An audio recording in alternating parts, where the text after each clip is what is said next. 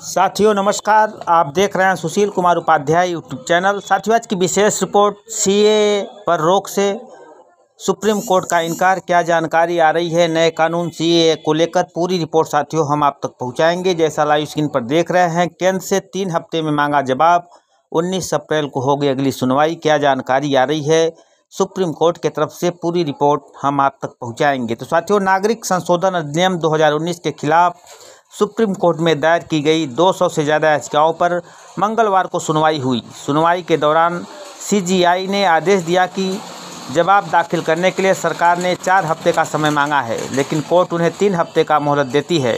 सुनवाई के दौरान वकील कपिल सिब्बल ने किसी की भी नागरिकता न देने की गुहार लगाई। सिब्बल ने कहा कि कोर्ट ने 19 अप्रैल को अगली सुनवाई की तारीख तय की है। इस बीच अगर नागरिकता दी जाती है तो हम दोबारा कोर्ट का दरवाज़ा खटखटाएंगे। बता दें कि सीएए के खिलाफ याचिका पर सर्वोच्च न्यायालय में सुनवाई चल रही है। सीएए को भारत की संसद ने 11 दिसंबर 2019 को पारित किया था। यह कानून व्यापक बहस और विरोध का विषय रहा है। सीएए 1955 के नागरिकता अधिनियम में संशोधन करता है। यह कानून अफगानिस्तान, बांग्लादेश और पाकिस्तान के हिंदू, सिख, जैन, पारसी, बौद्ध और ईसाई समुदाय में आने वाले प्रवासियों के लिए भारतीय नागरिकता प्राप्त करने का मार्ग प्रशस्त करता है, जो अपने संबंधित देशों में धार्मिक उत्पीड़न का शिकार हैं। 31 दिसंबर 2014 या सबसे पहले भारत में प्रवेश कर चुके हैं। पिछले हफ्ते वरिष्ठ अधिवक्ता कपिल सिब्बल ने सुप्रीम कोर्ट के साक्षर IULM की याचिका का उल्लेख करते हुए कहा था कि चुनाव नज़दीक है, इसलिए सीएए संसद से पारित होने के 4 साल बाद नियमों को अधिसूचना करना सरकार की मंशा को संदिग्ध बनाता है। कानून को चुनौती देने वाले याचिकाकर्ताओं ने कहा है कि सीएए धर्म के आधार पर मुसलमानों के खिलाफ भेदभाव करता है।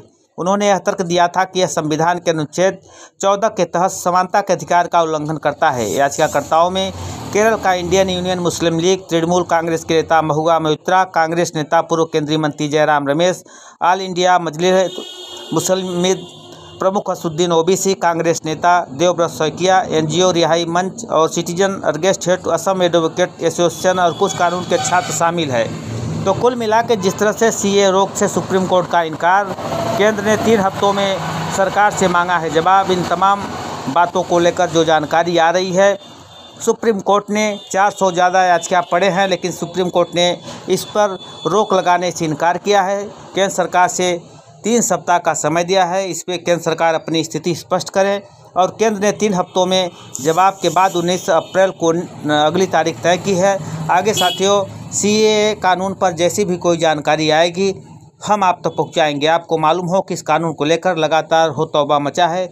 जिस तरह से इस चुनावी वर्ष में मोदी सरकार ने सीएए कानून लाया है, उसको लेकर 400 से ज़्यादा याचिकाएँ सुप्रीम कोर्ट में दाखिल की गई थी इस सीएए कानून को रोकने के लिए, लेकिन सुप्रीम कोर्ट ने इससे इनकार कर दिया है। केंद्र सरकार को समय देते हुए सुप्रीम कोर्ट ने कहा कि 3 सप्ताह में सरकार अपना पक्ष रखे, उसके बाद 19 अप्रैल को अगली सुनवाई की जाएगी।